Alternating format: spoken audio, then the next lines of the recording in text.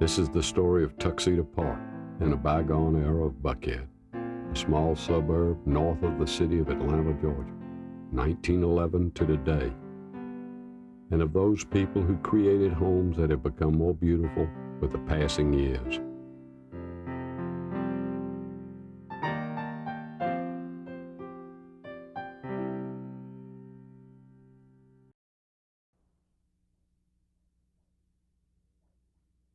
Charles Harmon Black, Jr. began his building career in 1923. He had married Theodora Sherrod Owens that same year and elected to build a rather large Tudor home to be representative of the product that he could build for subsequent clients. He chose Daniel Bodine of the firm of Fraser and Bodine to provide the architectural plans. William Monroe Sr. of Monroe's Landscaping and Nursery Company joined the team to complete what was to become a long and successful network of talent, workmanship, and endless attention to detail that produced the elegance and beauty that are still attracting admiring visitors every day.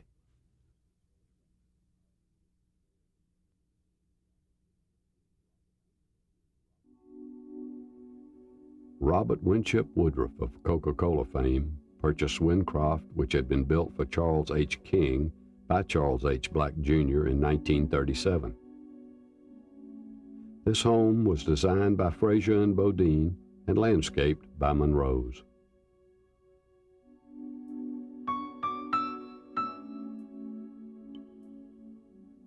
The architecture was strongly influenced by the Georgian and Greek Revival Renaissance periods.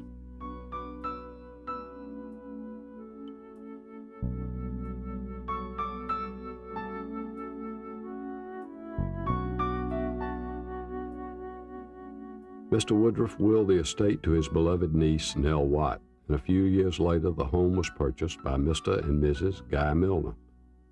Winraftoft was the 1990 Decorator Show House.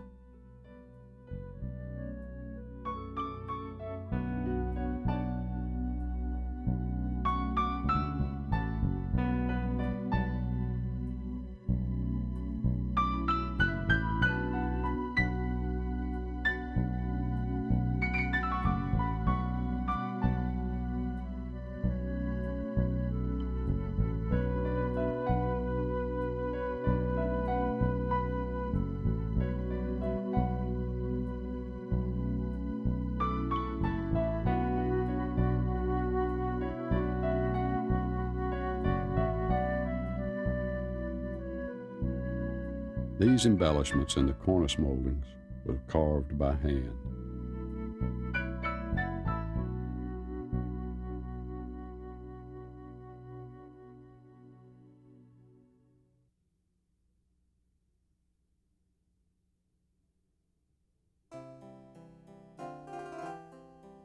The Charles B. Nunley home was built for Charles and his wife Catherine in 1933.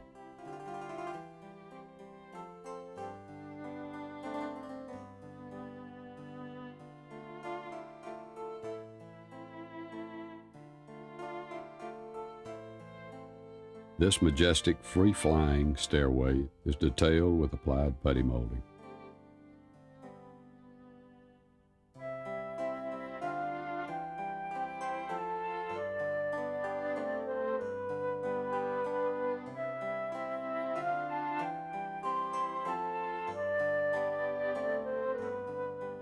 The window in Catherine Nunley's art studio represents authentic Palladianism, as described by the 16th century Italian architect Andrea Palladio.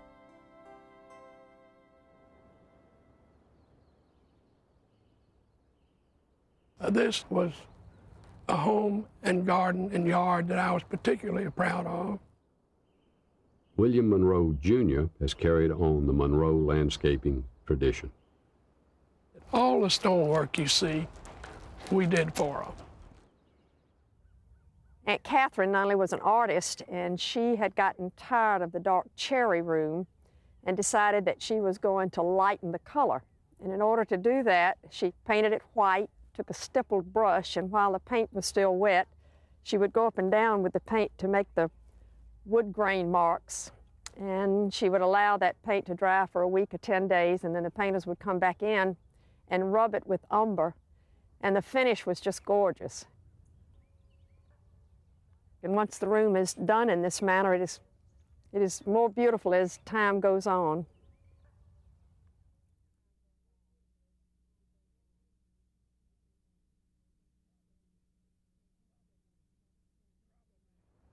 Probably the most photographed house in Atlanta, if not the country, is the Hugh Nunley house, which you will visit.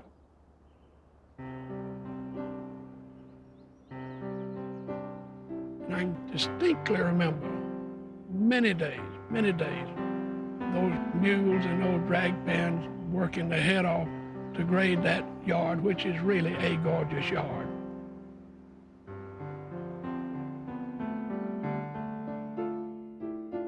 In 1937, Charles Black Jr. and Associates built a home for Hugh Nunley and his wife, Mary Lee. On today's market, it would be very difficult to get this type workmanship. But I guess somewhere there's somebody that can do it.